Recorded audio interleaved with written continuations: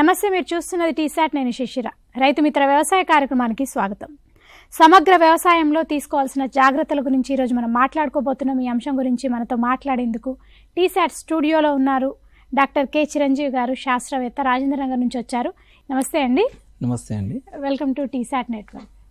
ఇప్పుడు అంటే మనకి సమగ్ర వ్యవసాయం చేయవలసిన అవసరం ఏమిటి అంటారు? అసలు సమగ్ర వ్యవసాయం అంటే పంటలతో పాటు పశుపోషణ, గొర్రెల పెంపకం, కోళ్ళ పెంపకం, ఈ విధంగా అనుబంధ రంగాల్ని పంటలతో పాటు కలిపి సాగు చేయడాన్ని మనం సమగ్ర వ్యవసాయం అంటూ ఉంటాం. సమగ్ర వ్యవసాయంలో ముఖ్యంగా రైతులు తప్పకుండా చేయవలసిన అవసరం ఎందుకుందంటే, ఒక రంగంలో నష్టం వచ్చినా సరే ఇంకొక రంగంలో ఆదాయం వచ్చి రైతు ఆర్థికంగా నిలబడే అవకాశం ఉంటుంది. అదేవిధంగా మనకు సమగ్ర వ్యవసాయం అనేటువంటిది పర్యావరణానికి కూడా అనువైనది. ఒక రంగంలో వచ్చినటువంటి వ్యర్థాలని ఇంకో రంగానికి వనరుగా వాడడం వల్ల నేల సారవంతత పెరిగి కూడా అధిక దిగుబడులు సాధించే అవకాశం ఉంటుంది. అదేవిధంగా ఈ సమగ్ర వ్యవసాయంలో మనకు అధిక ఆదాయం రావడం వల్ల మరియు అనేక మన పంటలతో పాటు అనుబంధ రంగాల్ని సాగు చేయడం వల్ల పని దినాలు అనేటువంటిది లభించే అవకాశం ఉంటుంది. కాబట్టి ఈ సమగ్ర వ్యవసాయం అనేటువంటిది ఈ విధంగా రైతుకు చాలా ఆర్థికంగా నిలదొక్కుకోవడానికి చాలా ఉపయోగపడుతుంది. అంటే సమగ్ర వ్యవసాయంలో ఇప్పుడు క్షేత్రస్థాయి ప్రణాళికలు ఏ విధంగా ఉంటాయంటారు? ఇప్పుడు సమగ్ర వ్యవసాయంలో మనకు ముఖ్యంగా రెండు రకాల సందర్భాలు ఉండే అవకాశం ఉంటుంది. ఒకటి, వర్షాపాతం తక్కువ ఉన్న ప్రదేశం అంటే మెట్ట ప్రాంతంలో మనం తీసుకున్నట్లయితే పంటలతో పాటు గొర్రెల పెంపకము, కోళ్ళ పెంపకము, ఈ అనుబంధ రంగాలని రైతులు సాగు చేయవలసిన అవసరం ఉంటుంది. అదేవిధంగా మాగాణి ఏరియాలలో ప్రదేశాలు చాలా తక్కువ ఉంటుంది, నీటి సౌకర్యం ఎక్కువ ఉంటుంది. కాబట్టి పంటలతో పాటు వాళ్ళు డైరీని సాగు చేస్తూ ఉంటారు. ఈ మెట్ట ప్రాంతాల్లో పంటలతో పాటు కోళ్ళ పెంపకము మరియు గొర్రెల పెంపకము, ఈ వృక్ష పెంపకాలని ఎక్కువ చేపట్టి ఈ విధంగా రైతులు సాగు చేస్తూ ఉంటారు. అంటే ఇప్పుడు మనకి అనువైన పాడి పశువులు, జీవాలు ఏవి అంటారు సమగ్ర వ్యవసాయానికి సంబంధించి? ముఖ్యంగా పశువులు అనేటువంటిది చాలా ఇంపార్టెంట్. మనకు ఈ బర్రెల్లో వచ్చేసి మనకు మేలైన జాతులు వచ్చేసి ముర్రా జాతి చాలా బాగా పాలిచ్చే గుణం ఎక్కువ ఉంది. మన ఆవుల్లో తీసుకున్నప్పుడు మనకు గిర్కవ్ కానీ, సాహివాల్ కానీ, జెర్సీ కానీ, హోలిస్టైన్ కానీ ఇలాంటి జాతులు మనం ఎంపిక చేసుకున్నట్లయితే పాలు చాలా ఎక్కువ మోతాదులో వచ్చి రైతుకు ఆదాయం వచ్చే అవకాశం ఉంటుంది. అదేవిధంగా మనము మేకల పెంపకానికి తీసుకున్నప్పుడు ఉస్మానాబాదీ రకం, మరి ఉస్మానాబాదీ కానీ, అచ్చంపేట లోకల్ కానీ, జమునాపారి కానీ, ఈ రకాలు, ఈ జాతులు మంచి మేలైన రకాలు. వీటి ద్వారా మాంసం కానీ ఎక్కువ వచ్చి రైతుకు ఆదాయం పెరిగే అవకాశం ఉంటుంది. అదేవిధంగా మనం గొర్రెల పెంపకం తీసుకున్నప్పుడు నెల్లూరు బ్రౌన్ కానీ, నెల్లూరు జుడిపి కానీ, దక్కన్ కానీ, ఈ స్పీసీస్, ఈ జాతులను మనం ఎంపిక చేసుకున్నట్టయితే రైతుకు దిగుబడి వచ్చి ఆర్థికంగా మేలు జరిగే అవకాశం ఉంటుంది.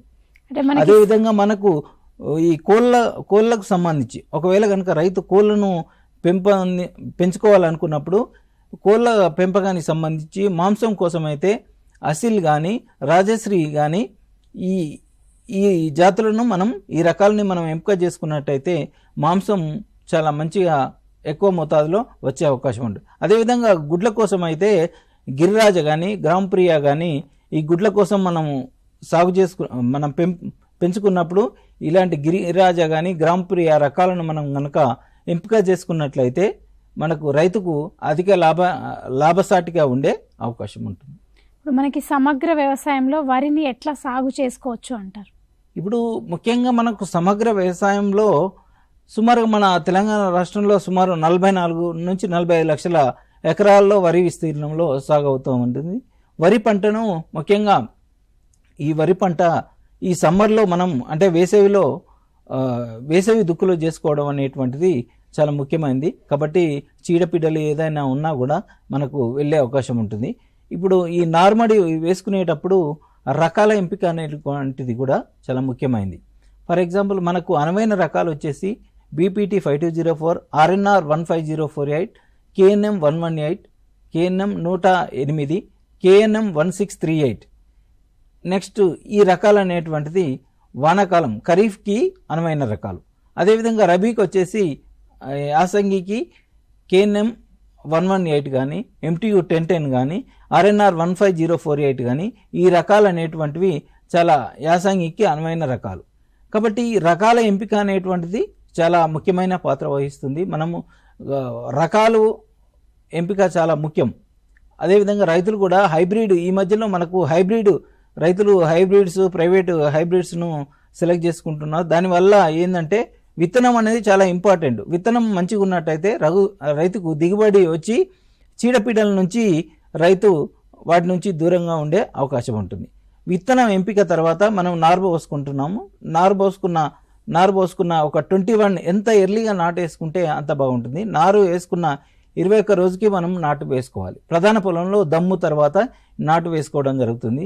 సుమారుగా మనకు ఎరువుల మోతాదు అనేటువంటిది మోతాదును మించి కూడా ఎరువుల వాడకం ఎక్కువ తగ్గించుకోవాలి. మోతాదులో ఫర్ ఎగ్జాంపుల్ మనం వానాకాలంలో ఉన్నప్పుడు 120, 60, 40 ఒక 50 కిలోల జింక్ అంటే నత్రజని 120 kg ఒక హెక్టార్ మోతాదులో ఈ విధంగా ఎరువులను మనం సాగు చేసుకోవాలి. అదేవిధంగా రబీకి వచ్చినప్పుడు, యాసంగి వచ్చినప్పుడు కొంత నత్రజని కొంచెం పెంచుకోవాలి. ఒక 150 kg ఒక హెక్టార్కి ఒక 60 కిలోల ఫాస్ఫరస్, ఒక 40 కిలోల మ్యూరేట్ ఆఫ్ పొటాష్ ఈ విధంగా ఎరువులను మనం వాడుకున్నట్లయితే ఈ విధంగా మోతాదుకు యూనివర్సిటీ సూచించిన మోతాదులో మనం ఈ విధంగా ఎరువులను మనం సాగు చేసుకోవాలి. ఈ విధంగా సాగు చేసుకున్నప్పుడు ప్రధాన పొలంలో నాటు వేసుకునేటప్పుడు ఒకవేళ కనుక గడ్డి రాకుండా ఉండడానికి ఫస్ట్ నాటిన 3 రోజులకు ప్రెట్లాక్లోర్ అనే మందుని ఒక ఎకరానికి సుమారుగా 500 ml ఒక మందును మనం పిచికారీ చేసుకోవాలి. ఒక 20 కిలోల ఇసుకలో కలిపి మనం చల్లుకున్నట్టయితే ఈ గడ్డి జాతి మొక్కలు అనేటువంటిది రాకుండా ఉండే అవకాశం ఉంటుంది. కాబట్టి మనం నాటుకునేటప్పుడే మనం కొంచెం జాగ్రత్తగా ఒక 2 మీటర్స్ దూరంలో కొంచెం కాలిబాటలు తీసుకునే విధంగా ఉండాలి. ఎందుకంటే ఈ కాలిబాటలు తీసుకోవడం కానీ మనము నాటేటప్పుడు వరి చివరలను కత్తిరించి నాటేసుకోవాలి. ఎందుకంటే ఈ స్టెంబోరర్ కాండం తొలుచు పురుగు మొక్క యొక్క ఆకుల చివర గుడ్లు పెట్టే అవకాశం ఉంటుంది. కాబట్టి మనం కాండం యొక్క చివరలను కత్తిరించి వేసుకోవడం వల్ల మనకు ఈ స్టెంబోరర్ అంటే కాండం తొలుచు పురుగు సమస్య రాకుండా ఉంటుంది. అదేవిధంగా మనం కాలిబాటలు కూడా తీసుకోవాల్సిన అవసరం ఉంటుంది. కాలిబాటలు తీసుకున్నప్పుడు ఏమవుతుందంటే మనకు ముఖ్యంగా సెప్టెంబర్ నుంచి అక్టోబర్ ఆ నెలలో మనకు సుడిదోమ వచ్చే అవకాశం ఎక్కువ ఉంటుంది. కాబట్టి ఒకవేళ కనుక మనం ఈ కాలిబాటలు తీసుకున్నట్లయితే కొంచెం గాలి ఫ్రీగా అటు ఇటు రావడం కానీ దానివల్ల మన సుడిదోమ ఉధృతిని మనం తగ్గించుకున్న వాళ్ళం. ఈ విధంగా ఇవి కొంచెం ప్రికాషనరీ మెజర్స్ అంటే ముందు జాగ్రత్తగా మనం ఇవి తీసుకున్నప్పుడు ఈ విధంగా చేసుకోవచ్చు. ఒక విధంగా ఒక 15 రోజుల తర్వాత మనం కార్బోఫ్యూరాన్ ఈ గుళికలను వేసుకోవడం కానీ, స్టెంబోరర్ కనుక వచ్చినట్టయితే కాండం తొలుచు పురుగు కనుక వచ్చినట్టయితే కాటాఫ్ హైడ్రోక్లోరైడ్ ఈ మందును కానీ పిచికారీ చేసుకోవచ్చు. కాబట్టి నేను ఇంతకుముందే చెప్పాను, దోమ సెప్టెంబర్ నుంచి అక్టోబర్ ఆ మాసంలో వచ్చే అవకాశం ఉంటుంది. కాబట్టి దానికి పైమైట్రోజోన్ అనే కానీ బుఫ్రోఫైజిన్ అనే ఈ మందును కానీ మనం పిచికారీ చేసుకోవాలి. ఇదే విధంగా ఎరువుల యాజమాన్యము ఇంతకుముందు చెప్పాను, ఒక 120 కిలోల నత్రజని, 60 కిలోల ఫాస్ఫరస్ మరియు 40 kg పొటాష్ ఎరువులను వాడుకోవాలని. ఈ నత్రజని కూడా ఒకటేసారి వేసుకోకుండా 3 విడతలుగా వేసుకోవాల్సిన అవసరం ఉంటుంది. అంటే ఎరువుల యాజమాన్యంలో కూడా ఫాస్ఫరస్ మరియు పొటాష్ ఎరువులను మనము పొటాష్ 2 విడతలుగా ఒకటి నాటు వేసేటప్పుడు ప్లస్ పొట్ట దశలో వేసుకోవాలి. అదే ఫాస్ఫరస్ మాత్రం మనం నాటేసేటప్పుడే మనం వేసుకున్నట్టయితే ఈ విధంగా ఎరువుల యాజమాన్యం చేపట్టవలసిన అవసరం ఉంటుంది.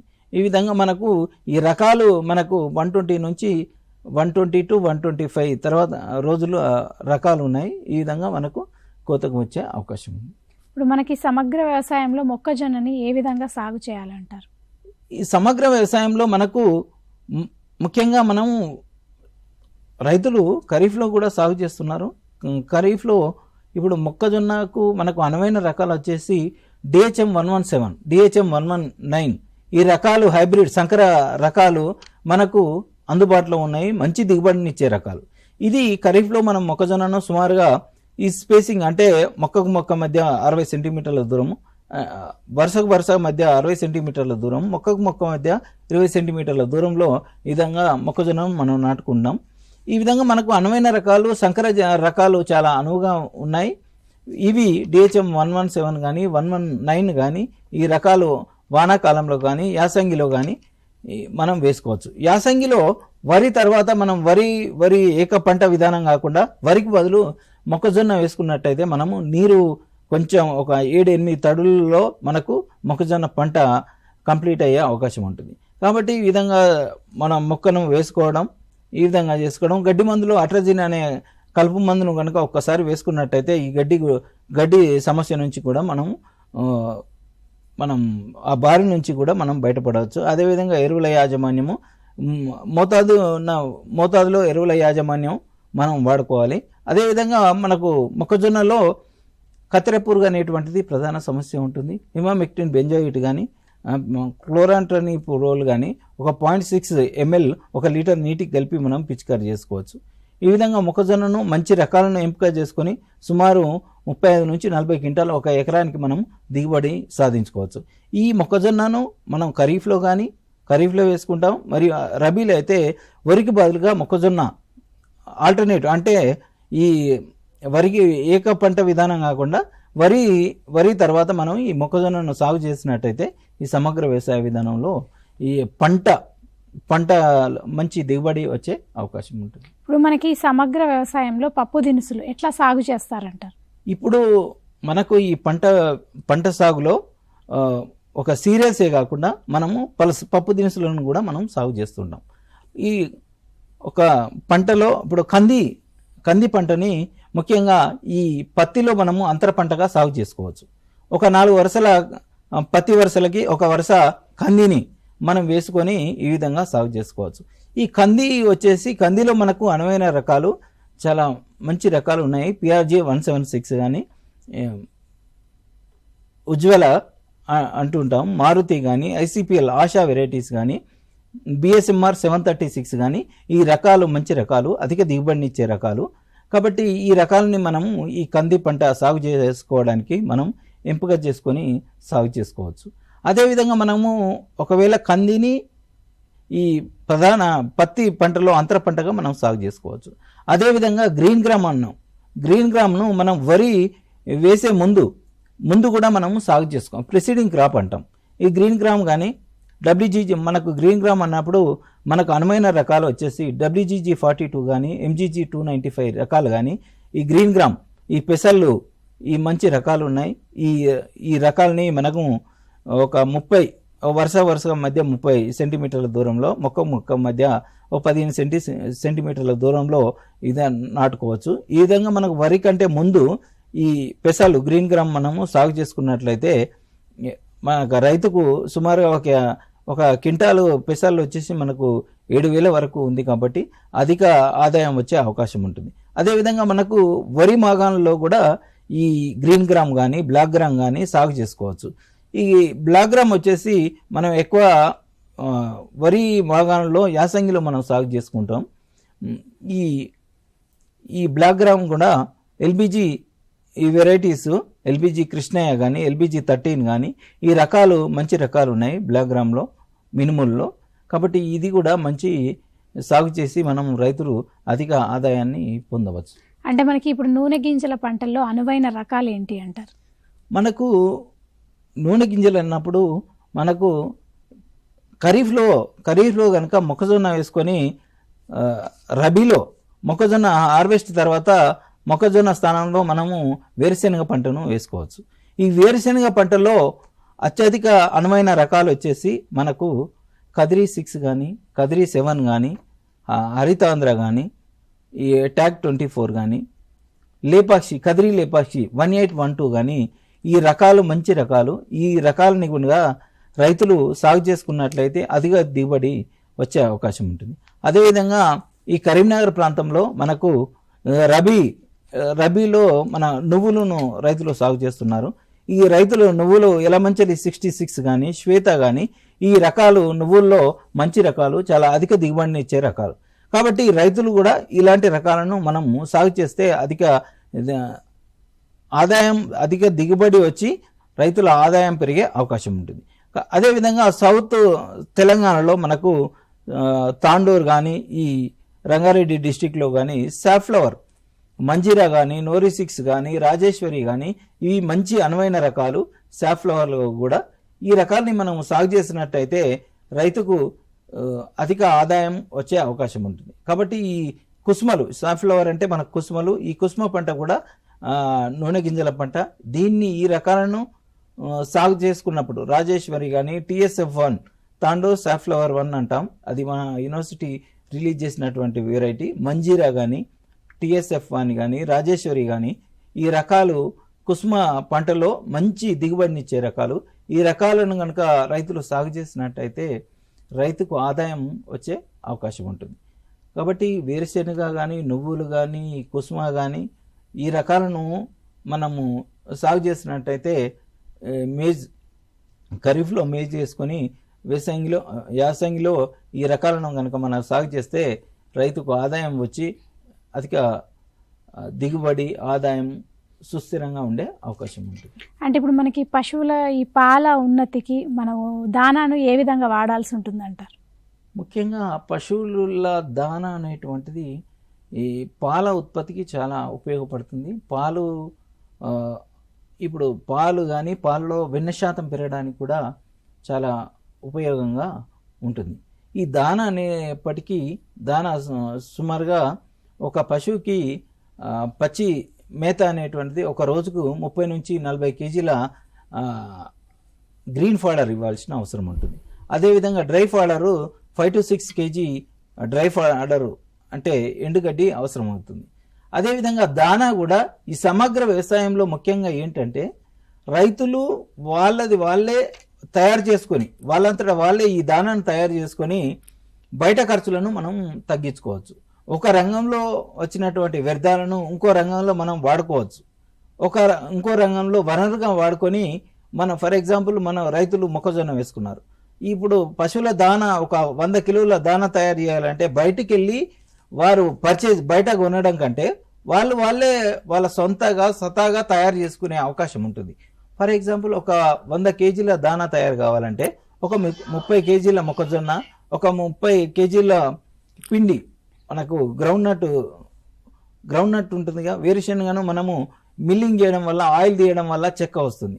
ఒక 30 కేజీల అది వేరుశనగ పిండి, నెక్స్ట్ ఒక 30 కేజీ రైస్ బ్రాన్ అంటే తవుడు, ప్లస్ 1 కేజీ సాల్ట్, వీటిని కలిపి రైతులు ఒక 100 కేజీల దానా వాళ్ళు తయారు చేసుకోవచ్చు. ఒక 100 కేజీల దానా తయారు కావడానికి ఒక 30 కేజీల మేజ్ కానీ సీరియల్స్ కానీ, ఒక 30 KG cake oil seed cakes కానీ, ఒక 30 కేజీ రైస్ బ్రాన్ తవుడు, ఒక 1 కేజీ సాల్ట్, ఈ విధంగా మిక్స్ చేసుకుని రైతులు వాళ్ళంతటా వాళ్ళే తయారు చేసుకొని బయట మనకు సమగ్ర వ్యవసాయంలో వాళ్ళ ఒక పంటల ద్వారా వచ్చిన అటువంటి వీటిని వాళ్ళు స్వయంగా తయారు చేసుకొని వాళ్ళు ఇచ్చినట్టయితే వాళ్ళే తయారు చేసుకుని పశువులకు దానాగా ఫీడ్ చేసినట్టయితే బయట ఖర్చులు తగ్గించుకున్న వాళ్ళు అవుతారు.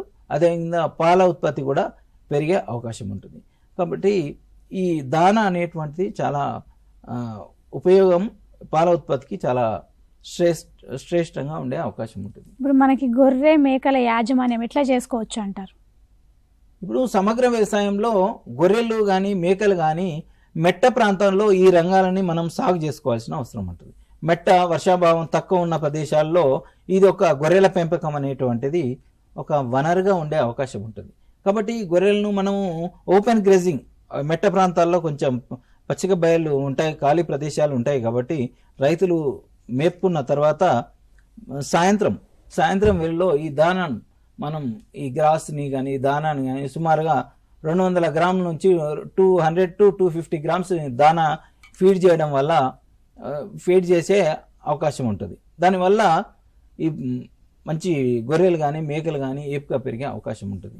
కాబట్టి ఈ గొర్రెల పెంపకంలో కూడా గొర్రెల్లో చాలా మనకు ఇంపార్టెంట్ ఏంటంటే ఈ వర్షాకాలంలో మేత మేసే అవకాశం ఉంటుంది. కాబట్టి పచ్చిక మేత మేయడం వల్ల ఫుట్ అండ్ మౌత్ డిసీజ్ వచ్చే అవకాశం ఉంటుంది. కాబట్టి దీన్ని దుబ్బ రోగం కానీ చిటిక రోగం అంటాం. ఒక క్షణాలనే గొర్రె అప్పటిదప్పుడే చనిపోతుంది. కాబట్టి ఇలాంటి వ్యాధులు వచ్చే అవకాశం ఉంటుంది. కాబట్టి ఈ మే మంత్లో ఈ యాంటీబయాటిక్స్ మనం టెరామైసిన్ కానీ ఇంజెక్షన్స్ కానీ ఈ విధంగా వాడుకున్నట్టయితే ఈ గొర్రెలను కానీ మేకలను కానీ చాలా సమర్థవంతంగా ఎక్కువగా పెంచుకునే అవకాశం. ఇప్పుడు మనకి ఈ పశుగ్రాసాల సాగు ఈ సమగ్ర వ్యవసాయంలో ఎట్లా చేసుకోవచ్చు అంటారు? పశుగ్రాసాలు అనేటువంటిది చాలా అవసరం. ఎందుకంటే సమగ్ర వ్యవసాయంలో సుమారుగా మనకు పంటల్ని కానీ పశుగ్రాసాలని కానీ ఒక 70% అంటే ఒక 70% మనము దీనికోసం కేటాయించుకోవాలి. ఒక 20% హార్టికల్చర్ విభాగానికి కేటాయించుకోవాల్సిన అవసరం ఉంటుంది. కాబట్టి ఈ పశుగ్రాసాలు అనేటప్పుడు మనకు హైబ్రిడ్ నేపియర్ కానీ రెడ్ నేపియర్ కానీ ఇవన్నీ అనువైన రకాలు. మేజ్ కానీ మేజ్లో ఆఫ్రికన్ టాల్ వెరైటీస్, మళ్ళీ ఫాడర్ బాజ్రా అన్నప్పుడు కో5 కానీ కో8 కానీ ఇవి అనువైన రకాలు. ఈ రకాలని మనము సుమారు ఒక ఎకరానికి స్లిప్స్ నాటుకుంటాం. హైబ్రిడ్ నేపియర్ ఉన్నదనుకోండి, ఫర్ ఎగ్జాంపుల్ ఒక ఎకరాకి 8,000 స్లిప్స్ నాటుకోవాల్సిన అవసరం ఉంటుంది. కాబట్టి ఈ విధంగా ఒక ఎకరానికి సుమారు 250 నుంచి 300 టన్నుల బయోమాస్ అంటే గడ్డి వచ్చే అవకాశం ఉంటుంది. కాబట్టి మన పశువులకి లీన్ పీరియడ్, మనకు కరువు ఉన్న ప్రదేశంలో ఇబ్బంది పడకుండా ఉండడానికి ఈ పశుగ్రాసాలను సాగు చేయవలసిన అవసరం ఎంతైనా ఉంది. ఇప్పుడు మనకి ఈ సమగ్ర వ్యవసాయంలో వ్యర్థాలను ఏ విధంగా వాడుకోవాల్సి ఉంటుందంటారు? కాబట్టి మనము వ్యర్థాలను సమగ్ర వ్యవసాయంలో ఒక రంగంలో వచ్చిన వ్యర్థాలను మనం ఇంకొక రంగానికి వనరుగా వాడుకుంటూ ఉంటాం. ఫర్ ఎగ్జాంపుల్ మనం వరిని హార్వెస్ట్ మనం కోయగానే మనకు స్ట్రా వస్తుంది. ఈ స్ట్రాని పశువులకి ఫీడ్, మనకు దానాగా మనకు ఫీడ్గా వాడతాం. అదేవిధంగా కొన్ని ఈ పశువుల నుంచి వచ్చిన వ్యర్థాలని మన నేలకు వాడతాం. ఈ నేల సారవంతం కోసం ఈ పశు వ్యర్థాలు ఉపయోగపడతాయి. కాబట్టి ఈ విధంగా వేస్ట్ అయినటువంటి మెటీరియల్ను కూడా మనము వెర్మీ కంపోస్టింగ్కు వాడుకుంటూ ఉంటాం. ఆ విధంగా మనకు ఒక రంగంలో వచ్చినటువంటి వ్యర్థాలు ఇంకో రంగానికి మనం వనరుగా వాడుకునే అవకాశం ఈ సమగ్ర వ్యవసాయంలో అత్యంత ముఖ్యమైనటువంటి. అయితే ఇప్పుడు మనకి ఇందాక మీరు చెప్పినట్టు వర్మీ కంపోస్ట్ అంటే దాన్ని ఏ విధంగా చేసుకోవచ్చు అంటారు? వర్మీ కంపోస్ట్ మనకు ఈ కంపోస్టింగ్ కానీ వెర్మీ కంపోస్టింగ్ కానీ చాలా సేంద్రియ వ్యవసాయానికి చాలా ముఖ్యమైనటువంటిది. మనము బయట ఈ ఫర్టిలైజర్స్ని మనం విచక్షణ రహితంగా ఈ నేలకు అప్లై చేయడం వల్ల మనకు నేల యొక్క సారవంతం తగ్గే అవకాశం ఉంటుంది.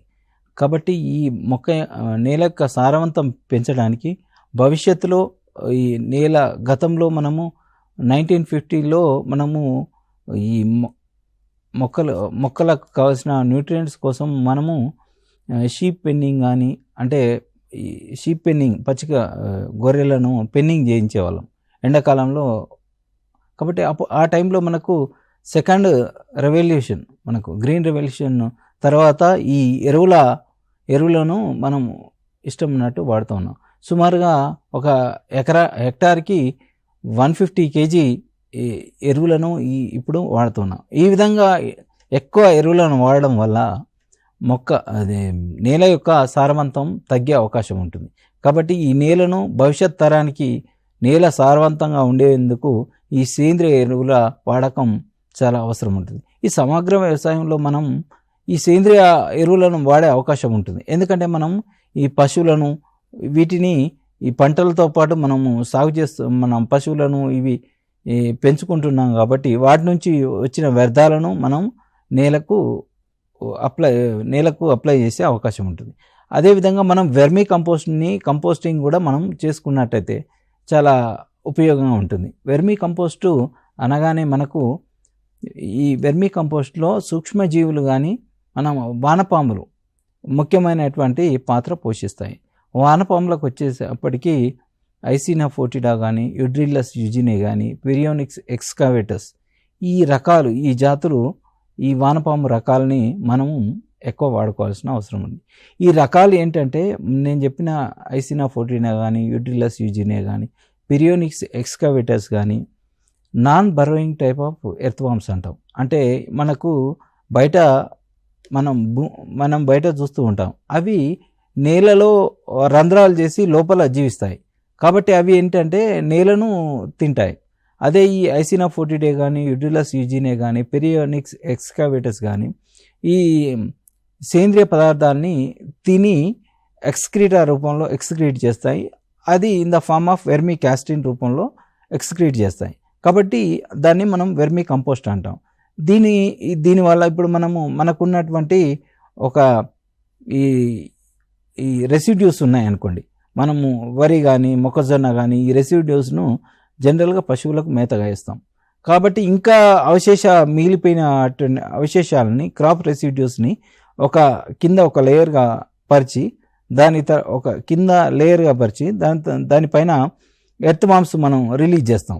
ఫర్ ఎగ్జాంపుల్ ఒక మీటర్ స్క్వేర్కి 1 kg ఎర్త్ వామ్స్ రిలీజ్ చేస్తే అవి మనం ఎర్త్ వామ్స్కి ఏంటంటే కొంచెం వాటర్ ఎక్కువ ఇవ్వాల్సిన అవసరం ఉంటుంది. 70 to 80% మాయిశ్చర్ ఉంటేనే అవి బతకగలుగుతాయి. కాబట్టి మనం అట్లా వాటర్ అప్పుడప్పుడు స్ప్రింకిల్ చేస్తూ ఉంటుంటే మనకి క్రాప్ రెసిడ్యూస్ని తిని ఎక్స్క్రీటా వెర్మిన్ ఈ కాస్టింగ్స్ రూపంలో ఎక్స్క్రీటా అవి వెర్మీ ఎర్త్ వామ్స్ రిలీజ్ చేస్తాయి. కాబట్టి ఈ వెర్మీ కంపోస్ట్ అనేటువంటిది చాలా స్మెల్ లేకుండా ఉంటుంది. కాబట్టి మనము టౌన్లో కూడా చిన్న బాల్కనీలో మనం మొక్కలు ఎవరైతే పెంచుకుంటారో ఈ వెర్మీ కంపోస్ట్ వాళ్ళు యూజ్ చేసుకునే అవకాశం ఉంటుంది. కాబట్టి దాని ద్వారా కూడా రైతుకు అత్యధిక ఆదాయం వస్తుంది. అదేవిధంగా దీన్ని కూడా మన రైతుకు వాడుకునే అవకాశం ఉంటుంది. కాబట్టి ఈ వెర్మీ కంపోస్ట్ అనేటువంటిది ఈ రిసోర్స్ రీసైక్లింగ్, మనకు ఉన్నటువంటి వనరులని మనం వాడుకోవడానికి, ఒక రంగం నుంచి వచ్చినటువంటి దాన్ని ఒక రంగంలో వచ్చినటువంటి వ్యర్థాన్ని ఇంకో రంగంలో వనరుగా వాడుకునే అవకాశం ఉంటుంది. అంటే మనకి ఇప్పుడు సమగ్ర వ్యవసాయం అసలు ఏ విధంగా ఉపయోగపడుతుంది అంటారు రైతులకి? ఇప్పుడు సమగ్ర వ్యవసాయం అనేటువంటిది చాలా అత్యంత అవసరమైనటువంటిది. That is the need of the hour. ఎందుకంటే ఫర్ ఎగ్జాంపుల్ ఒక వ్యక్తి జీవించాలంటే ఒక పర్ డే 450 గ్రాముల సీరియల్స్ అవసరం ఉంటుంది. అదేవిధంగా 200 ml పాలు అవసరం ఉంటుంది ఒక రోజుకి. ఒక 30 ml ఆయిల్ అవసరం ఉంటుంది. ఒక 200 ml మిల్క్ పాలు అవసరం ఉంటుంది. కాబట్టి పర్ డే 1 ఎగ్ అవసరం ఉంటుంది. కాబట్టి ఈ విధంగా మనకు కావలసినటువంటి ఆహార పదార్థాలు అనేటువంటిది మన జీవన శైలికి అందాలంటే ఒక ఏకపంట విధానాన్ని సాగు చేస్తే సరిపోయే అవకాశం లేదు. కాబట్టి పంటలతో పాటు ఈ పశుపోషణ వీటన్నిటిని సాగు చేస్తేనే మనకు కావలసినటువంటి పదార్థాలు కానీ ఇవి మనకు డైలీ డైట్ అనేటువంటిది మీట్ అయ్యే అవకాశం ఉంటుంది. కాబట్టి ఒక పంటతో పాటు పంటలతో పాటు పశుపోషణ, గొర్రెల పెంపకము, కోళ్ళ పెంపకం ఈ విధంగా చేసినప్పుడే మనకు మనుషులకు కావాల్సినటువంటి మన డైట్ అందించుకున్న వాళ్ళం అవుతాం. అంటే ఇప్పుడు మనకి వర్మీ కంపోస్ట్ రీసైక్లింగ్లో అంటే ఏ విధంగా ఈ వానపాముల్ని ఎట్లా వాడతారంటారు? వెర్మీ కంపోస్ట్ అనేటువంటిది రిసోర్స్ రీసైక్లింగ్ కానీ ఈ సస్టైనబుల్ అగ్రికల్చర్, సుస్థిర వ్యవసాయానికి ఈ వెర్మీ కంపోస్ట్ అనేటువంటిది చాలా ఉపయోగపడుతుంది. మొక్క యొక్క నేల సారవంతం పెరగడానికి, నేల యొక్క స్ట్రక్చర్ ఇంప్రూవ్ కావడానికి ఈ వెర్మీ కంపోస్ట్ చాలా ఉపయోగపడుతుంది. ఈ వెర్మీ కంపోస్ట్ తయారు చేసేటప్పుడు 2 పద్ధతులుగా మనం రైతు లెవెల్లో చేసుకోవచ్చు. ఒకటి పిట్ మెథడ్ అంటాం, ఇంకోటి బెడ్ మెథడ్ అంటాం. పిట్ మెథడ్ అంటే సుమారుగా ఈ పిట్ మెథడ్లో 3 feet విడ్త్ ఉండేటువంటి బెడ్ తయారు చేసుకోవాలి. 3 feet width, 2 feet height. Based on మనకున్న అవకాశాన్ని బట్టి ఆ బెడ్ లెంత్ అనేటువంటిది మనం పెట్టుకోవచ్చు. అయితే కింద మనం ఒక సిమెంట్ బ్రిక్స్తో కానీ దాంతో కానీ ఈ పిట్ మనం కన్స్ట్రక్ట్ చేసుకోవాల్సిన అవసరం ఉంటుంది. ఈ పిట్లో 3 feet విడ్త్, ఒక 2 feet హైట్ మనం ఈ విధంగా పెట్టుకోవాలి. ఆ కింద లేయర్లో మనము సాయిల్ ఉంటుంది, దాని పై లేయర్లో మనకు రెసిడ్యూ వేయడం, మళ్ళీ తర్వాత మనకున్న క్రాప్ మనకు డంగ్ వస్తుంది. మన సమగ్ర వ్యవసాయంలో పశువుల నుంచి డంగ్ వస్తుంది. కాబట్టి ఈ డంగ్ని కూడా కొంచెం ఆరిన తర్వాత అంటే సెమీ డికంపోజ్డ్ డంగ్ వాడుకోవాల్సిన అవసరం ఉంటుంది. ఈ వెర్మి కంపోస్టింగ్లో మనం డంగ్ వేయడం, దానిపైన మళ్ళీ క్రాప్ రెసిడ్యూస్ మన దగ్గర ఉన్నటువంటి క్రాప్ రెసిడ్యూ వేయడం, అట్లా చివరి వరకు 3 పార్ట్ వరకు ఆ బెడ్ను మనం నింపుకోవాలి. నింపుకున్న తర్వాత ఈ ఎర్త్ బాంబ్స్ని ఒక 1 మీటర్ స్క్వేర్కి 1 kg ఎర్త్ బాంబ్స్, సుమారుగా 1 kg అంటే సుమారుగా ఒక 750 ఎర్త్ బాంబ్స్ వస్తాయి. ఒక 1 kg ఎర్త్ బాంబ్స్ రేట్ వచ్చేసి 150 రూపీస్ ఉంటుంది. కాబట్టి ఈ విధంగా మనం ఎర్త్ బాంబ్స్ రిలీజ్ చేయాలి. వాటర్ స్ప్రింకిల్ చేసి 2 days తర్వాత మనం ఈ ఎర్త్ బాంబ్స్ రిలీజ్ చేయాలి. వితిన్ 60 daysలో ఎర్త్ బాంబ్స్ రిలీజ్ చేసి 3 days కానీ 4 days కానీ వాటర్ స్ప్రింకిల్ చేసుకొని మనం చేసుకోవచ్చు. ఇలా స్ప్రింకిల్ చేసుకున్నట్టయితే మన ఈ ఎర్త్ బాంబ్స్ ఈ క్రాప్ రెసిడ్యూస్ని, ఈ ఆర్గానిక్ మెటీరియల్ను తిని ఎక్స్క్రీటాను రిలీజ్ చేస్తాయి. ఈ విధంగా ఒక 60 రోజుల్లో మనకు వెర్మి కంపోస్ట్ రెడీ అవుతుంది. ఈ విధంగా మనకు 60 రోజుల్లో మనకు ఈ వెర్మి కంపోస్ట్ వచ్చే అవకాశం ఉంటుంది. అంటే మనకి సమగ్ర వ్యవసాయంలో ఇప్పుడు ఆదాయము ఎట్లా ఉంటుందంటారు? రైతులకి లాభదాయకంగా ఉంటుందా, నష్టం ఏమైనా ఉంటుందా? ఇప్పుడు సమగ్ర వ్యవసాయంలో రైతుకి ఈ నిరంతరంగా, అంటే ఒకటేసారి కాకుండా నిరంతరంగా ఆదాయం వచ్చే అవకాశం ఉంటుంది. కాబట్టి ఈ నిరంతరంగా వచ్చే, ఫర్ ఎగ్జాంపుల్ మనకు ఒక పంట వేసినప్పుడు వరి వేసినాం, వరికి ఒక 120 రోజుల తర్వాత కానీ మనం హార్వెస్టింగ్ చేయలేం. ఒక 120 రోజుల తర్వాత రైతు ఆదాయం వచ్చే అవకాశం ఉంటుంది. అదేవిధంగా మొక్కజొన్న కూడా అంతే. ఈ విధంగా మిగతా క్రాప్స్ ఏదైనా కూడా 100 నుంచి 120 రోజుల తర్వాతనే మనకు ఆదాయం వస్తుంది. కాబట్టి ఒక ఆదాయం రావాలి, నిరంతరంగా మనకు ఆదాయం రావాలి అంటే సమగ్ర వ్యవసాయం అనేటువంటిది ఒకటే మార్గం. ఎందుకంటే మనం ఈ పంటలను సాగు చేస్తున్నాం, పంటలతో పాటు ఈ పశుపోషణ చేస్తున్నాం. కాబట్టి డైలీ రైతు మిల్క్ అమ్మడం జరుగుతుంది. కాబట్టి పాల ఉత్పత్తి రోజు ఉంటుంది. కాబట్టి రైతుకు రోజు ఆదాయం వచ్చే అవకాశం ఉంటుంది. అదేవిధంగా మీకు గొర్రెల పెంపకందారులకు ఒక సంవత్సరానికి 3 సార్లు గొర్రెలు వచ్చే అవకాశం ఉంది. కాబట్టి ఆ విధంగా ఒక సంవత్సరంలో 2 సార్లు రైతు గొర్రెల ద్వారా ఆదాయం వచ్చే అవకాశం ఉంటుంది. కాబట్టి అదేవిధంగా ఈ సమగ్ర వ్యవసాయంలో కూరగాయలు కూడా సాగు చేస్తూ ఉంటారు. కాబట్టి రైతులు కూరగాయల సాగు ద్వారా కూడా రైతుకు ఆదాయం వచ్చే అవకాశం ఉంటుంది. కాబట్టి ఒక రంగంలో నష్టం వచ్చినా ఇంకొక రంగంలోనైనా రైతుకు ఆదాయం వచ్చి రైతు ఆర్థికంగా నిలదొక్కునే అవకాశం ఉంటుంది. కావున ఈ సమగ్ర వ్యవసాయం అనేటువంటిది సుస్థిర ఆదాయం రావడానికి, రైతు ఆదాయం పెంచుకోవడానికి, ఈ పని దినాలు లభించడానికి ఈ సుస్థిర వ్యవసాయం, సమగ్ర వ్యవసాయం అనేటువంటిది ఆవశ్యకమైనది. అయితే ఇప్పుడు మనకి సమగ్ర వ్యవసాయంలో ఈ భిన్న సన్నకారు రైతులు ఏ విధంగా, అంటే చిన్న కానీ సన్నకారు రైతులు కానీ, అంటే వాళ్ళు ఎట్లా చేయాలి అంటారు వ్యవసాయం? కంపల్సరీ మనకు చిన్న సన్నకారు రైతులు కంపల్సరీ ఈ సమగ్ర వ్యవసాయం చేసుకోవాల్సిన అవసరం ఉంటుంది. సమగ్ర వ్యవసాయంలో చిన్న రైతులకి, సన్నకారు రైతులకి సంవత్సరం అంతా కూడా పని దొరికే అవకాశం ఉండదు. కాబట్టి కొన్ని రోజులు పని దినాలు లభించక ఖాళీగా ఉండే అవకాశం ఉంటుంది. కాబట్టి ఖాళీగా ఉండడం, ఆ పని లేకుండా ఉండడానికి చిన్న కానీ సన్నకారు రైతులు పంటలతో పాటు, ఫర్ ఎగ్జాంపుల్ ఒక పంట సాగు చేస్తున్నాం, ఫర్ ఎగ్జాంపుల్ 1 హెక్టారు చిన్న కానీ సన్నకారు రైతులు కానీ 1 హెక్టారు భూమి ఉన్న రైతులు 1 ఎకరంలో పంటలు సాగు చేయడం, ఒక రకం పంటలు. ఫర్ ఎగ్జాంపుల్ బోర్ ఉంది, బోర్లో ఖరీఫ్లో రైస్ వేసుకుంటాడు, రబ్బీలో రైస్ కానీ మొక్కజొన్న వేస్తాడు 1 ఎకరం. ఇంకొక ఎకరంలో మేజ్ తర్వాత గ్రౌండ్ నట్ కానీ, ఆ విధంగా హెక్టార్ ఏరియాలో పంటలు సాగు చేస్తారు. అదేవిధంగా ఇంకొక హాఫ్లో మనం పశుగ్రాసాలను సాగు చేసుకోవడం, హైబ్రిడ్ నేపియర్ కానీ, ఈ వెరైటీస్ చెప్పాం, కోఫై కానీ, ఈ కోఫై కానీ, ఈ పశుగ్రాసాలను సాగు చేసుకున్నప్పుడు వాళ్ళకి ఈ పశువులకు కావాల్సిన దానా వస్తుంది. అదేవిధంగా ఈ పశువుల నుంచి మిల్క్, పాల ఉత్పత్తి కూడా వస్తుంది. కాబట్టి ఈ విధంగా చిన్న సన్నకారు రైతులు ఈ పంటలు, పశుపోషణ ఇవన్నీ కూడా సమగ్ర వ్యవసాయం చేపట్టినట్టయితే రైతుకు ఆదాయం వచ్చి వాళ్ళకు నిలదొక్కునే అవకాశం ఉంటుంది. కాబట్టి ఒక చిన్న సన్నకారు రైతులు ఒక పంటనే సాగు చేయకుండా పంటలతో పాటు పశుపోషణ, ఈ గొర్రెల పెంపకం ఈ విధంగా చేసినట్టయితే అదనపు ఆదాయం ఈ సమగ్ర వ్యవసాయం ద్వారానే ఆర్జించుకోవచ్చు.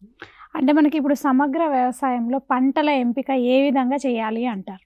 పంటల ఎంపిక అనగానే మనకు బేస్డ్ ఆన్ మన పరిస్థితులను బట్టి, వాళ్ళకున్న రిసోర్స్ను బట్టి మనం పంటల ఎంపిక అనేటువంటిది చేసుకోవాల్సిన అవసరం ఉంటుంది. ఫర్ ఎగ్జాంపుల్ మనకు ఉదాహరణకు తీసుకున్నట్టయితే నాగార్జున సాగర్ కమాండ్ ఏరియాలో ఎక్కువ రైతులు అక్కడ ఎక్కడ నీటి సౌకర్యం ఎక్కువ ఉంటుంది కాబట్టి పంట వరి సాగు చేసే అవకాశం ఎక్కువ ఉంటుంది. కాబట్టి అక్కడ విస్తారంగా నీటి లభ్యత ఎక్కువ ఉంటుంది కాబట్టి ఆ ప్రాంతంలో మనము వరి సాగు చేసుకుంటాం. అదేవిధంగా ఏదైతే మెట్ట ప్రాంతం ఉన్నదనుకోండి, అక్కడ పప్పు దినుసులు కానీ, నెక్స్ట్ కాటన్ పత్తి పంటల్లో అంతర పంటగా కంది మరియు పత్తి పంటలని మిశ్రమంగా అంతర పంటగా సాగు చేసినట్టయితే ఒక 4 వరుసల పత్తి వరుసల తర్వాత ఒక వరుస కంది పంట, ఈ విధంగా మనం సాగు చేసుకోవాలి. అదేవిధంగా మొక్కజొన్న వేసుకున్నప్పుడు మొక్కజొన్న తర్వాత ఫర్ ఎగ్జాంపుల్ ఈ మహబూబ్నగర్ జిల్లాలో మొక్కజొన్న తర్వాత గ్రౌండ్ నట్ని వేసుకోవచ్చు. కాబట్టి మొక్కజొన్న తర్వాత గ్రౌండ్ నట్, ఈ సీక్వెన్షియల్ క్రాపింగ్, మొక్కజొన్న తర్వాత గ్రౌండ్ నట్ క్రాప్ను ఈ పంటను ఈ విధంగా సాగు చేసుకోవచ్చు. అదేవిధంగా వరంగల్కి వచ్చినప్పుడు మనకు రైతులు ఎక్కువ చిల్లీ పంటను సాగు చేస్తుంటారు. ఈ చిల్లీ పంటను సాగు చేయడానికంటే ముందుగా కొన్ని రోజులు మనము చిల్లీ పంటను ఇన్ ద మంత్ ఆఫ్ ఆగస్టులో కనుక మనం నాటుకుంటారు. ఆగస్టు ముందంతా ఖాళీగా ఉండే బదులు దానికి ముందు పెసర పంటను మనం సాగు చేసుకున్నట్టయితే ఈ పంట సమయాన్ని పంటలో ఈ పంట భూమి ఖాళీగా ఉండకుండా ఈ విధంగా పెసర తర్వాత ఈ చిల్లీ పంటను మనం సాగు చేసుకున్నట్టయితే వారికి అధికంగా లాభాలు వచ్చే అవకాశం ఉంటుంది. ఫర్ ఎగ్జాంపుల్ ఇంకా వికారాబాద్ తీసుకున్నట్టయితే వికారాబాద్ ఈ జిల్లాలో పంటలు వచ్చేసి పత్తి పంట చాలా ప్రధానంగా పండిస్తూ ఉంటారు ఈ ఏరియాలో. కాబట్టి పత్తి తర్వాత కూరగాయల సాగు చేసుకున్నప్పుడు వారికి ఆదాయం ఎక్కువ వచ్చే అవకాశం ఉంటుంది. ఆ విధంగా ఈ కరీంనగర్ జిల్లాలో వరి తర్వాత మొక్కజొన్న పంటను తదుపరి పంట మొక్కజొన్న కనుక సాగు చేస్తే అధిక ఆదాయం వచ్చే అవకాశం ఉంటుంది. కాబట్టి మనకు ఉన్నటువంటి నీటి సౌలభ్యం, నీటి వసతిని బట్టి మనం ఈ పంటల ఎంపికను చేసుకోవాల్సిన అవసరం ఉంటుంది. ఇప్పుడు మనకి సమగ్ర వ్యవసాయంలో బ్యాంకు నుండి ఏమైనా ఆర్థిక సహాయం అందే అవకాశం ఉంది అంటారా? అయితే సమగ్ర వ్యవసాయం అన్నప్పుడు మనకు ఇనిషియల్గా మనము చేసుకోవడానికి కొంచెం ఆదాయం అనేటువంటిది అవసరం ఉంటుంది. కాబట్టి ఈ నబార్డు వారు సౌజన్యంతో సుమారుగా 10 లక్షల వరకు వారు రుణ సహాయాన్ని ఇచ్చే అవకాశం ఉంది. కాబట్టి రైతులు ఈ సమగ్ర వ్యవసాయం చేసుకున్నటువంటి వారు ఒక రంగాన్ని మనం స్థాపించుకోవడానికి ఈ కమర్షియల్ బ్యాంకును అప్రోచ్ అయితే, ఈ కమర్షియల్ బ్యాంకును వాళ్ళని అడిగినట్లయితే సుమారుగా ఒక 10 లక్షల వరకు మనకు ఎలాంటి షూరిటీ లేకుండా ఇచ్చే అవకాశం ఉంటుంది. కాబట్టి ఈ సమగ్ర వ్యవసాయం అనేటువంటిది మనకు ఆదాయం పెంచుకోవడానికి, కొంత మనము నిలదొక్కుకోవడానికి ఈ సమగ్ర వ్యవసాయం అనేటువంటిది ఒక మంచి వనరుగా మనకు ఉపయోగపడుతుంది. అంటే మనకి ఇప్పుడు సమగ్ర వ్యవసాయంలో ఈ పశుగ్రాసాలు ఎట్లా సాగు చేసుకోవచ్చు అంటారు? పశుగ్రాసాలు అనేటువంటిది సమగ్ర వ్యవసాయంలో అత్యంత ఆవశ్యకమైనది. ఎందుకంటే పశుగ్రాసాలు మన పాల ఉత్పత్తి పెరగాలన్నప్పుడు పశుగ్రాసాలు అనేది ఇంపార్టెంట్. ఫర్ ఎగ్జాంపుల్ మనం పశువులు ఇనిషియల్గా ఒక వయసు అయిపోయిన పశువుల వెన్న శాతం చాలా తక్కువ ఉంటుంది. ఫస్ట్ పశువులు విన్న తర్వాత చాలా వెన్న శాతం ఎక్కువ ఉంటుంది, తర్వాత వెన్న శాతం తగ్గుతుంది. కాబట్టి అదేవిధంగా ఈ పశుగ్రాసాలు లేవనుకోండి, పశుగ్రాసాలు మనం పశుగ్రాసాలు లేకపోతే పాల ఉత్పత్తి కూడా తగ్గిపోయే అవకాశం ఉంటుంది. అదేవిధంగా వెన్న శాతం కూడా తగ్గిపోయే అవకాశం ఉంటుంది. ఈ పశుగ్రాసాలతో పాటు ఎండుగడ్డి కూడా ఇచ్చినప్పుడు పాలలో వెన్న శాతం పెరిగే అవకాశం ఉంటుంది. కాబట్టి పశువుల్లో ఏజ్ పెరిగిన కొద్దీ వెన్న శాతం తగ్గే అవకాశం ఉంటుంది. అదేవిధంగా బఫెల్లోలో అంటే గేదెల్లో వెన్న శాతం ఎక్కువ ఉంటుంది. అదేవిధంగా ఆవుల్లో వెన్న శాతం తక్కువ ఉంటుంది. అదేవిధంగా పశుగ్రాసాలు అన్నప్పుడు మనం పశుగ్రాసాల సాగు అనేటువంటిది చాలా ఇంపార్టెంట్. ఎందుకంటే మనకు సంవత్సరం పొడుగున మనకు పశువులకు ఈ గడ్డి అనేటువంటిది కావాలి. కాబట్టి పశుగ్రాసాలకి మనం ల్యూసర్న్ కానీ హైబ్రిడ్ నేపియర్ కానీ ఇవి కానీ సాగు చేయాలి. హైబ్రిడ్ నేపియర్ అనేప్పుడు మనకు రెడ్ నేపియర్ కానీ హైబ్రిడ్ నేపియర్ కానీ ఈ రకాలను మనం సాగు చేసుకోవాలి. ఇవి ఒక ఎకరానికి ఒక 8,000 స్లిప్స్ అవసరం అవుతుంది. మనం ఈ చెరుకును ఏ విధంగా నాటుతామో ఆ విధంగా మనం నాటుకోవాలి. ఇది ఒక ఎకరానికి 8,000 స్లిప్స్ అవసరం పడుతుంది. ఈ 8,000 స్లిప్స్ ఒక 2-3 మంత్స్లో మనకు సుమారుగా ఒక 250 to 300 టన్స్ బయోమాస్ అంత ఉత్పత్తి చేస్తుంది. కాబట్టి ఈ రెడ్ నేపియర్ కానీ హైబ్రిడ్ నేపియర్ కానీ పెరటబుల్ రుచికరంగా ఉంటాయి. కాబట్టి పశువులు ఖచ్చితంగా పశువులకు ఈ పచ్చిమేత అనేటువంటిది ఉపయోగపడే అవకాశం ఉంటుంది. ఇప్పుడు మనకి సమగ్ర వ్యవసాయంలో రైతులు అధిక దిగుబడి సాధించాలంటే అసలు ఎట్లా ఏం చేయాల్సి ఉంటుందంటారు? ఎలాంటి జాగ్రత్తలు తీసుకోవాల్సి ఉంటుందంటారు? రైతులు అధిక దిగుబడిని సాధించాలి, మనము ఆదాయం పెంచుకోవాలన్నప్పుడు కంపల్సరీ మొదటి నుంచి కూడా కొంచెం జాగ్రత్తగా వ్యవహరించాల్సిన అవసరం ఉంటుంది. కానీ ఒక అంకిత భావంతో కూడా పనిచేయాల్సిన అవసరం ఉంటుంది. ఎందుకంటే పశువులని కంటిన్యూస్గా మనం ఫాలో అప్ ఇవ్వాల్సిన అవసరం ఉంటుంది. కాబట్టి ఎటు వెళ్ళడానికి కొంచెం సమయం అనేటువంటిది వేరే కార్యక్రమాలకు మనం సమయం వెచ్చించవలసిన అది తగ్గించుకోవాల్సిన అవసరం ఉంటుంది. కాబట్టి మనకు ఈ సమగ్ర వ్యవసాయంలో అధిక దిగుబడి కోసం మేలైన పంటల మనకున్నటువంటి వనరుల ప్రకారం మేలైన పంటలను మనం ఎంపిక చేసుకోవాలి. ఉదాహరణకి మనకు వరి తర్వాత మొక్కజొన్న, లేకపోతే ఒక 2 ఎకరాల భూమి ఉన్నప్పుడు 1 ఎకరం వరి, ఇంకో ఎకరం ఖరీఫ్లో మొక్కజొన్న వేసినాం అనుకోండి. వరి ప్రదేశంలో వరి తర్వాత మొక్కజొన్న సాగు చేసుకోవాలి. మరి మొక్కజొన్న వేసిన ప్రదేశంలో మొక్కజొన్న కానీ వరి ఏక పంట విధానం సాగు చేయకుండా మొక్కజొన్న ప్రదేశంలో మనకు గ్రౌండ్ నట్ వేరుశెనగ పంటను కూడా సాగు చేసుకోవచ్చు. ఆ విధంగా మనకు పంటల రకాలని ఈ విధంగా చేసుకోవడం. నెక్స్ట్ ఇంకొక వర్షాభావం తక్కువ ఉన్న ప్రదేశంలో నెక్స్ట్ పత్తి 1 ఎకరం పత్తి వేసుకున్నాం అనుకోండి, మొక్కజొన్న వేయలేదు, ఒక ఎకరం వరి వేసుకున్నాం, ఇంకో ఎకరం పత్తి. ఆ పత్తి వేసేటప్పుడు పత్తితో పాటు మన కంది పంటను మనం అంతర పంటగా వేసుకోవచ్చు. ఈ పత్తి కంది పంటను అంతర పంటగా వేసుకున్నప్పుడు మనకు in the month of December అప్పుడు హార్వెస్టింగ్ అయిపోయిన తర్వాత అప్పుడు మనం పెసర్లు కానీ పెసర పంటను వేసుకున్నట్టయితే మనకు ఆదాయం ఇంకా ఎక్కువ వచ్చే అవకాశం ఉంటుంది. కాబట్టి ఇంకా ఖమ్మం అలాంటి ఏరియాల్లో వరి తర్వాత మొక్కజొన్న కానీ లేకపోతే వరి తర్వాత ఈ పప్పు దినుసులను మనం బ్లాక్ గ్రామ్ మినుములను కానీ గ్రీన్ గ్రామ్ కానీ మంచి రకాలు ఉన్నాయి మన దగ్గర. ఈ మంచి రకాలు గ్రీన్ గ్రామ్ వచ్చేసి WGG42 కానీ MGG295 ఈ రకాలు మంచి అధిక దిగుబడిని ఇచ్చే రకాలు. WGG42 యాదాద్రి అంటాం, ఈ MGG295 మనకు మధురా స్థానం నుంచి రిలీజ్ అయిన రకాలు ఉన్నాయి. ఈ గ్రీన్ గ్రామ్ రకాలు కూడా చాలా మంచి దిగుబడిని ఇచ్చే రకాలు. ఈ రకాలను కనుక మనం సాగు చేసుకున్నప్పుడు ఈ విధంగా మనకు ఈ పంటలకు అధిక దిగుబడి వచ్చే అవకాశం ఉండి ఆదాయం కూడా పెరిగే అవకాశం ఉంటుంది. ఇప్పుడు మనకి రైతులు ఈ సమగ్ర వ్యవసాయం ఏ విధంగా చేయాలంటారు? ఈ సమగ్ర వ్యవసాయం అనేటువంటిది మనకు ఇంతకుముందే చెప్పుకున్నట్టు పంటలు ఎంపిక ఒకటి, పంటల్లో రకాల ఎంపిక ఒకటి, అదొకటి. నెక్స్ట్ ఈ పాడి జాతులు మనకు ఇంతకుముందే చెప్పుకున్నట్టు ఈ మేకలు ఉన్నప్పుడు ఉస్మానాబాదీ కానీ జమునాపారి కానీ ఈ అచ్చంపేట లోకల్ కానీ ఈ స్పీసీస్ ఈ జాతులు మంచి స్పీసీస్, వీటిని మనం సెలెక్ట్ చేసుకోవాలి. అదేవిధంగా గొర్రెలు అన్నప్పుడు నెల్లూరు బ్రౌన్ కానీ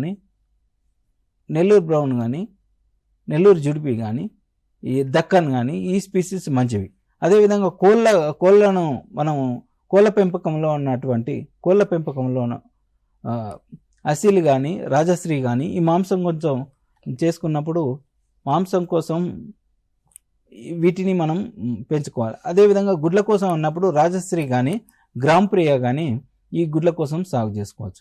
ఈ విధంగా మనం సమగ్ర వ్యవసాయంలో పంటల రకాలు మరి పంటల్లో మంచి మేలైన రకాల ఎంపిక ఇదొకటి ఇంపార్టెంట్. అదేవిధంగా పాడి పశువుల్లో కూడా ఈ స్పీసీస్ ఈ గేదెల్లో ముర్రా అనుకున్నాం, ఈ రకాలని మనం ఎంపిక చేసుకోవాలి. ఈ విధంగా మనము ఇదొకటి ఎంపిక ఒకటి. మరియు బయట మన వీలైనంత వరకు బయట ఒక రంగం నుంచి వచ్చిన వ్యర్థాలని మనం ఇంకో రంగానికి వాడుతూ ఉంటాం. అదేవిధంగా పంటల్లో వచ్చినటువంటి పంట హార్వెస్టింగ్ తర్వాత వచ్చిన సీరియల్స్ని మనం కంప్లీట్గా రైతులు బయట దానా కొనే బదులు బయట నుంచి మొత్తం కంప్లీట్గా డిపెండ్ అయ్యే బదులు మనకు వచ్చిన వాటిని మనకు క్యాటిల్కి ఫీడ్గా వాడుకున్నట్టయితే బయట మనం బయట పర్చేజ్ చేయడం, బయట కొనే పరిస్థితి నుంచి కొంచెం తగ్గించుకోవచ్చు. అదేవిధంగా ఈ పశువుల నుంచి వచ్చిన వ్యర్థాలని, ఈ పశువుల నుంచి ఎక్స్క్రీటా కానీ ఈ వ్యర్థాలను కానీ నేలకు అప్లై చేయడం వల్ల నేల సారవంతం కూడా పెరిగే అవకాశం ఉంటుంది. నేల సారవంతం పెరగడం వల్ల బయటి నుంచి మనము కెమికల్ ఫర్టిలైజర్స్ను మనము కొనే అవకాశం మనకు తగ్గుతుంది. ఈ విధంగా ఒక చక్రం మాదిరిగా ఒక రంగంలో ఉత్పత్తి అయినటువంటి వ్యర్థాలను లేక బై ప్రొడక్ట్స్ని ఇంకో రంగానికి మనం వనరుగా వాడుకుంటున్నాం. ఈ విధంగా ఒక రంగంలో వచ్చినటువంటి వ్యర్థాలను బై ప్రొడక్ట్ని ఇంకో రంగంలో వనరుగా వాడుకోవడం వల్ల ఈ చక్రం ఒక దానిలో వచ్చిన దాన్ని ఇంకో దానిలో వాడుకోవడం వల్ల మనకు బయట నుంచి కొనే పరిస్థితి కనుక తగ్గుతుంది. అదేవిధంగా మంచి ఒక కుటుంబం కనుక పాడి ఉన్న కుటుంబం చాలా మంచిగా ఉండే అవకాశం ఉంటుంది. పిల్లలు కూడా ఏపుగా పెరిగే అవకాశం ఉంటుంది. కాబట్టి సమగ్ర వ్యవసాయం ఉన్న కుటుంబానికి లేక ఒకటే పంటను సాగు చేసే కుటుంబానికి చాలా వ్యత్యాసం ఉంటుంది గ్రామీణ ప్రాంతంలో. కాబట్టి పాలు అనేటువంటిది, మిల్క్, పెరుగు కానీ చాలా ఒక కుటుంబానికి చాలా అవసరం.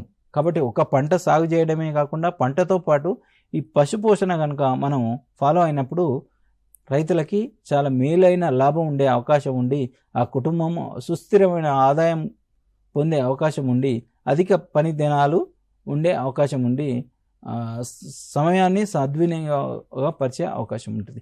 ఈ విధంగా సమగ్ర వ్యవసాయం సాగు చేయడం వల్ల రైతుకు ఆదాయం పెరిగే అవకాశం ఉంటుంది. చివరగా ఈ రైతులకి మీరు ఇచ్చే సలహాలు, సూచనలు ఏంటి?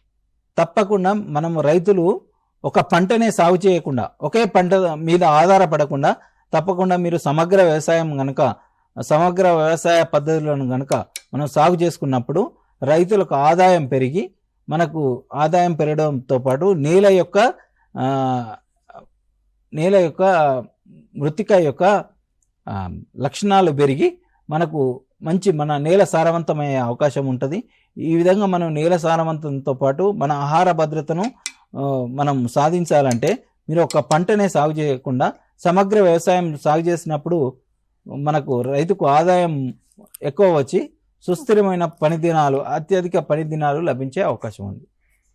ఓకే, సమగ్ర వ్యవసాయంలో ఎలాంటి జాగ్రత్తలు తీసుకుంటే రైతులకి లాభదాయకంగా ఉంటుందని రైతులకు కావాల్సిన సలహాలు, సూచనలు అందించారు డాక్టర్ చిరంజీవి గారు. థ్యాంక్ యూ సో మచ్ అండి. ధన్యవాదాలు. ఇది ఇవాల్టి మన రైతు మిత్ర వ్యవసాయ కార్యక్రమం. తిరిగి వచ్చే వారం మరో అంశంతో మళ్ళీ కలుసుకుందాం. అంతవరకు చూస్తూనే ఉండండి టీసాట్.